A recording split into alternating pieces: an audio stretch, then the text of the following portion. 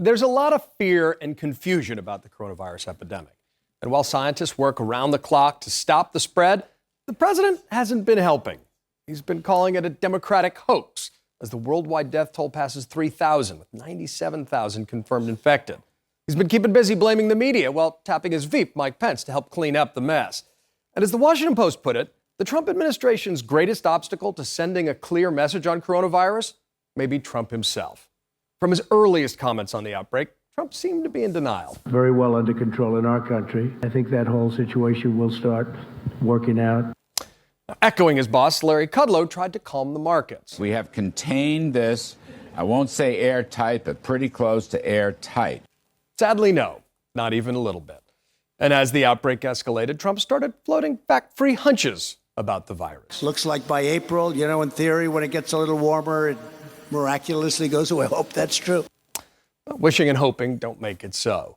And over the past few days, we've seen the president try to badger drug makers into promising a vaccine in a few months, while they kept telling him it would take at least a year. We've even heard the president dismiss official WHO estimates about the mortality rate and then say this.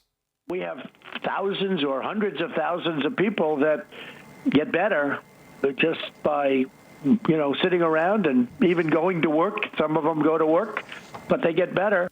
No, don't go to work if you're sick. All right, it's tough to work in these conditions. But to his credit, Mike Pence tapped the State Department's Global AIDS Director, Dr. Debbie Birx, to run day-to-day efforts to contain the virus, while the Veep seems focused on pumping up the president's ego. Thanks to President's strong leadership, that's not going to lessen the focus of President Trump. Meanwhile, the disease has continued to spread, with Pence admitting we don't have enough testing kits to meet the anticipated demand. And when faced with bad news, Trump resorted to his familiar go-to, blame Obama. The Obama administration made a decision on testing that turned out to be very detrimental to what we're doing. You might not be shocked to learn that claim was false. But speaking of lies, Now the Democrats are politicizing the coronavirus. They tried the impeachment hoax, and this is their new hoax. and when Trump said that, there were already 67 cases confirmed in the U.S. There are now more than triple that number now. Some hoax. But there are some topics he's tweeted about more than coronavirus since the outbreak began, according to FactBase. Democrats, Republicans, Adam Schiff, Nancy Pelosi, Fox News, Mike Bloomberg, Bernie Sanders, and Iowa. Heck, the president's even tweeted about hoaxes more than the coronavirus, which might help explain why some of his supporters seem to be in denial. You don't believe coronavirus exists?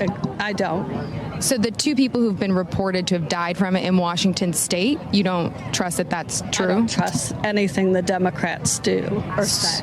It's a reminder that the president's words have consequences. But potential pandemics don't care about politics. And as an effort to deny, deflect, and project his way out of the coronavirus crisis, our president's added to the confusion and made the experts' job much harder. And that's your reality check.